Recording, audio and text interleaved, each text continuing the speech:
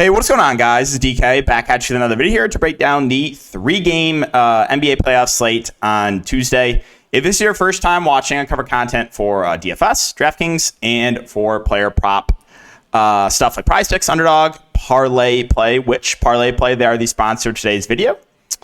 You can use the link down below for a $100 deposit match bonus if you are a new user. But yeah, how it works is you're building out slips of player props. They offer alt lines, and you can whip to 155x your money. All the different sports that they offer are up here. So if you do want to give it a try, again, click that link. If you do click the link and deposit, it does help support the channel. So greatly appreciate that. And as always, if you're looking for more content, you can check out my Patreon linked in the description. So before we talk about this 3-game slate, I gotta just show you guys this in case anyone missed it on Twitter. You guys knew I've kind of been on that, Larry Nance, JV edge, or the thought process of one of these games in the series they're going to bench JV and extend Larry Nance, and it happened on Saturday. And look at this, man. Just look at it. I want you guys to look at it. All right. So I ran a few different SGPs. One of them hit. Of course, the one that hit, I was on ESPN, and I'm severely limited over there. I'm also limited on DraftKings. But yeah, the one that hit on ESPN, I could only put $9 on it. I still won like 500, but I would have put a lot more if I could have. And then, yeah, this was the DraftKings one. So again, it's just unders on JV, overs on Nance, alt overs. And I needed one more Larry Nance point. So again, I took like under 12.5 JV, under 10.5 rebounds, over Nance points, over Nance rebounds, under JV assists. On FanDuel, it was under JV points, under JV rebounds, and over Nance rebounds, over Nance points. So I had 7 points for Larry Nance at halftime. He starts the second half for JV. All I need is 3 points from Larry Nance, and I win about $10,000. Well, fourth quarter, Larry Nance gets the and one. Just need him to make the free throw. Misses the free throw. No more points in the fourth quarter. Starters get pulled because it's a blowout. I get hooked. 1 point, $10,000.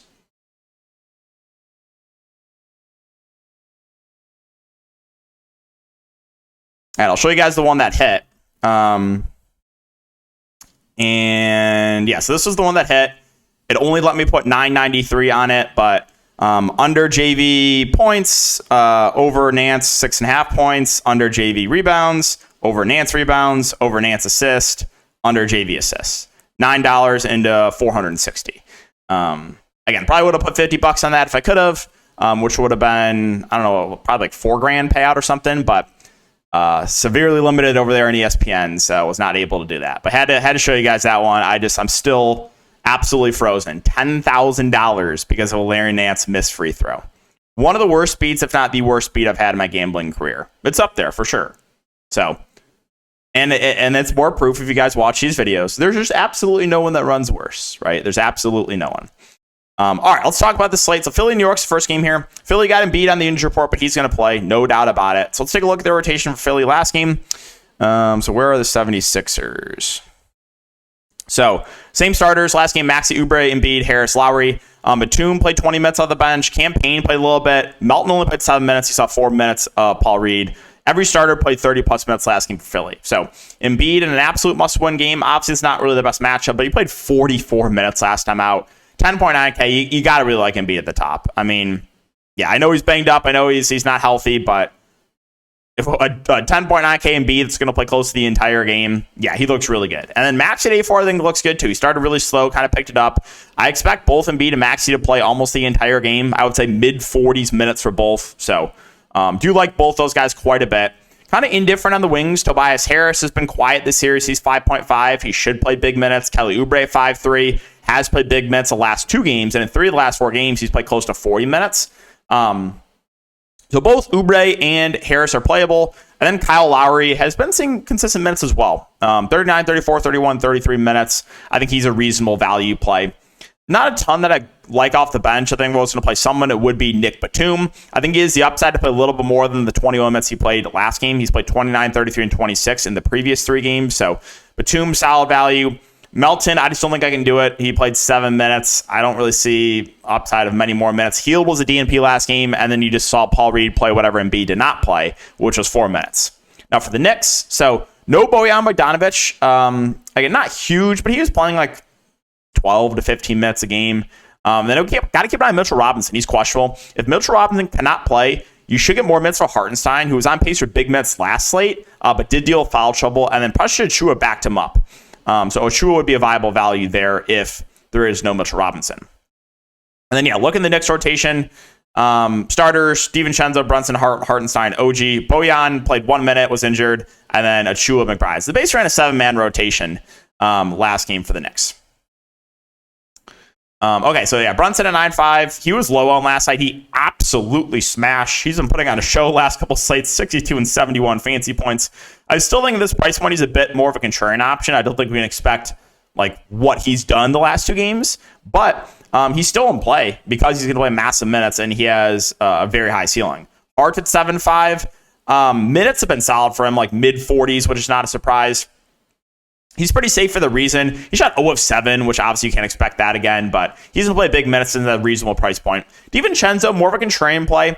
I do think with Bojan out, there's a better chance he plays more than the 28 minutes he's played in back-to-back games. But if he continues to not shoot well, then they can just go to Miles McBride, which they did last time out. Hartenstein at 5.7 is a solid option. Again, I think he would look way better if Mitchell Robinson does not play. You got OG here at 5.6. I mean, he played 47 minutes. He should play massive minutes. I think he's pretty safe. It's kind of like Josh Hart for that reason. He's going to play basically the entire game. Mitchell Robinson, if he does play, I think is an interesting GBP play. We saw in game 1, he saw 30 minutes. So the minute ceiling is there for him, especially if Hartenstein gets in some foul trouble. And then, McBride at 4.1 is viable. If you think DiVincenzo continues to struggle shooting, then you can take a shot in a 4.1K McBride. And the last guy to mention is Precious Achiuwa. If there is no Mitchell Robinson, I do think he is in play. Wasn't on pace for massive minutes, but since Hartenstein got in foul trouble, he ended up playing 20 minutes. So he would be a kind of similar play to Mitchell Robinson if Mitchell Robinson gets rolled in. Orlando and Cleveland. So Orlando continue to stick with that 10-man rotation. They played really well at home. So they blew out Cleveland. There's been a lot of blowouts in this series. The starters were on pace to play a lot more minutes, but again, massive blowout. Paolo and Franz subbed out. Franz on pace for 40 plus minutes. But it was just a massive, massive blowout. They did start Wendell Carter Jr. He started slow, but picked it up, but did not see any fourth quarter minutes. Paolo's 8.2. Again, he had a not great game last game, but that's because Franz Wagner did everything at 7.1. I don't think we can expect 60 feints once again from Franz, but the 2 main Magic guys I think are interesting options. Ownership will kind of play a role there in what I want to do. Jalen Suggs is 5.8. Didn't have the best game, but he should play 30 plus minutes if the game stays competitive. Again, just back-to-back blowout games here for the Magic. He's been a pretty popular play in high stakes, so I expect him to be relatively popular again. The center rotation, I think if Carter Jr. starts again, he is a decent option. Played 24 minutes in a blowout, probably would have came back in for that fourth quarter. Jonathan Isaac, Mo Wagner, also playable. Both these guys are good point per minute guys. Isaac had a big game last game. Mo Wagner, decent game in 15 minutes. Again, Orlando can kind of ride the hot hand. So, for example, if Carter Jr. really struggles, they can just go to more Isaac, who started at the 5 for the first 2 games. They can go to more Mo Wagner. This is not a guarantee, obviously, that Carter Jr. plays a lot. And then Gary Harris is 3.7. Again, not going to be super productive offensively, but should see around 30 minutes in a competitive game. You have Cole Anthony, Markelle Fultz, kind of rounding out the rotation. Both these guys are playable options. Again, not a super high minutes floor. But if they do play well, I mean, you could see 15 minutes or both. So, Magic, again, have been sticking with that 10-man rotation. Now, Cleveland, basically 8-man rotation for the Cavs when it was competitive, was the starters plus LeVert, Niang, and Okoro, which is not a surprise there. Emptied the bench midway through the fourth. Looking at Cleveland, looking at Cleveland, obviously the ceiling is the highest in Mitchell, and the price continues to drop. I do think he's an interesting option. It's just, again, this game is not projected to be super high scoring. Jared Allen at 7K, I think, is a decent play, too. He started, first 2 home games were massive. This last game, he was on pace for a pretty good game, but the game was a blowout. So I do like Allen, and he has not been getting much ownership either on these slates. Evan Mobley at 6.7. I think I would rather play Jared Allen at a similar price point. Garland's been awful. Just kind of been a pass for me. The minutes have not been amazing, even in competitive games for him. Max Strus is 5K. Kind of indifferent on him.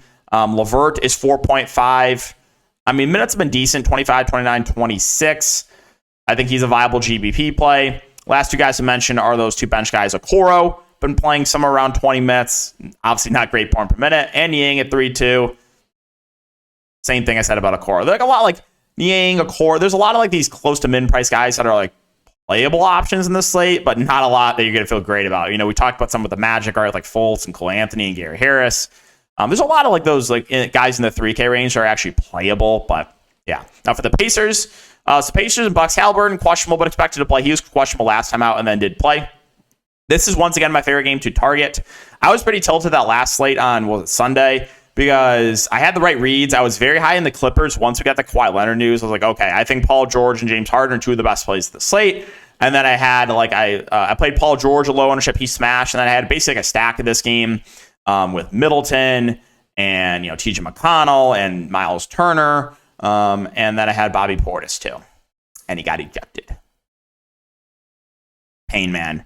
Pain. But yeah, look at the rotations last time for both these teams. So the Pacers basically played 8 guys again. I mean, you did see a few minutes of Doug McDermott, surprisingly, in the first quarter, but only 2 minutes. Other than that, it was the starters who were all on pace, or all played 30-plus minutes. Some of the starters are on pace for 40-plus. Siakam was on pace for about 40. Turner on pace for about 40. Same with Nembhard and Naismith. Haliburton, surprisingly, was playing the least of the starters. McConnell had a good game. Obi Toppin played 16 minutes on the bench, and then Ben Shepherd 14 minutes. So this is the game that's projected to be the highest total and reasonable price points here too. So Haliburton 8.7, Siakam is 8.6. It comes down to how healthy you think Haliburton is. I think ownership will kind of play a role in what I want to do with these top 2 Pacers. Like, for example, if one of these two is going to be a lot more popular than the other, I think I'd prefer the lower owned option. But yeah, both look good at their respective price points. And then I really like Miles Turner. I've been prioritizing him just because we talked about this. Like in the regular season, they were trolling his minutes. He was playing like 25 minutes a game. But in the playoffs, it's changed. He's playing like high 30s minutes, and Turner's a good point per minute, guys. I really like him at 7.2. I think Naismith and Nembhard are very safe plays. 43 and 38 minutes last couple games for Naismith. Nembhard at 4.7, 40 and 38 minutes. I think both are pretty good values. TJ McConnell, I think, is a pretty good value. Again, he hadn't had the best series, but last game he had a really solid game. 8 points, 8 assists, 4 boards in 18 minutes. I think he's a pretty good value. Obi Toppin is 4K. He probably plays high teens minutes on the bench. He's another reasonable value. Not as high in Ben Shepherd, but at least he'll probably see some rotation minutes.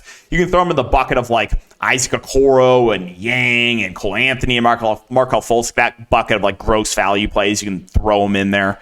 But yeah, I think the Pacers, one of my favorite teams to target. A lot of good value plays, in my opinion. McConnell, Nembhard, Naismith, Toppin. Really like Turner in the mid-range, and then the ceiling's very high in both Siakam and Haliburton. Now for the Bucks, so do or die time for the Bucks, and unfortunately no Giannis and no Dame, most likely. Middleton did go to the locker room, but was able to return. He kind of did everything for the team in 40 minutes. And then Bobby Portis got ejected. That's why he only played 7 minutes.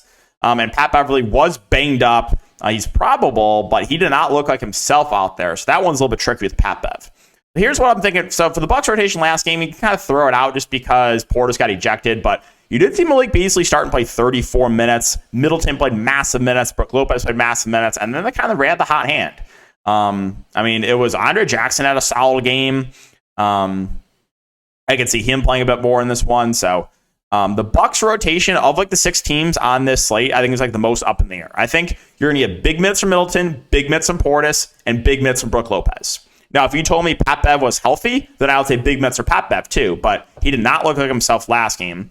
And then the rest of the rotation, I think they can kind of ride the hot hand with, Malik Beasley and Connaughton and Andre Jackson and guys like that. But yeah, Middleton, 8.5 with Giannis and Dame most likely out. Still like him. I think he's going to play 40-plus minutes in a competitive game. What was he on pace to play last game? Yeah, he was on pace to play like 42 minutes, so yeah, even at this price point, I think Middleton looks good. He's got triple-double upside, to be honest. Bobby Portis at 7.6 should play big minutes as well. They need offense. He can provide that offense, so I think he looks like a decent option. Then Brook Lopez, not a guy with like a massive ceiling, but 39 minutes of back-to-back games makes him firmly in play. And the rest of the Bucks, and if you told me Pat Bev was healthy, then I would say he's a really solid play at this price but I don't know how healthy he is. Malik Beasley, I talked about this in the Patreon stream. We kind of grouped like a group of Bucks value, and I said, okay, Beasley is the guy I think that has the highest ceiling of the Bucks value plays. And he shot 8 of 12, and he had a good game. And again, that's what Malik Beasley can do. But he can also really struggle shooting, and they can pull the plug on him. So it's not a guarantee at all he plays those minutes again. Pat Connaughton's 4K. He hasn't looked great this series, but he has the upside to play like high 20s minutes if he plays well. You saw Andre Jackson play extremely well. We know Jackson's not a great point per minute player, so I would say this, almost triple-double game from him in 25 minutes was a bit of an outlier performance, but still viable. AJ Green, played 21 minutes, so he's at least playable at 3.5. Crowder played a few minutes. This group of Bucks value plays, you don't know what's going to happen. I think Doc Rivers is just going to go with whoever's playing the best. That's another situation. We talked about a couple of situations where ownership's going to play a role with these Bucks values for tournaments, right? If everyone's going to assume that Andre Jackson's going to do that again, then I'm just fine taking a shot at Pat Connaughton. Or if everyone chases the Malik Beasley game, okay, then I'll go to Pat Bev and hope he's close to 100% healthy, right? So that's kind of how I'm going to play the Bucks value situation too for this slate. All right, guys, that's going to wrap up the video. As always, if you do enjoy, make sure to like, subscribe, hit the notification bell. We'll see you guys all in the next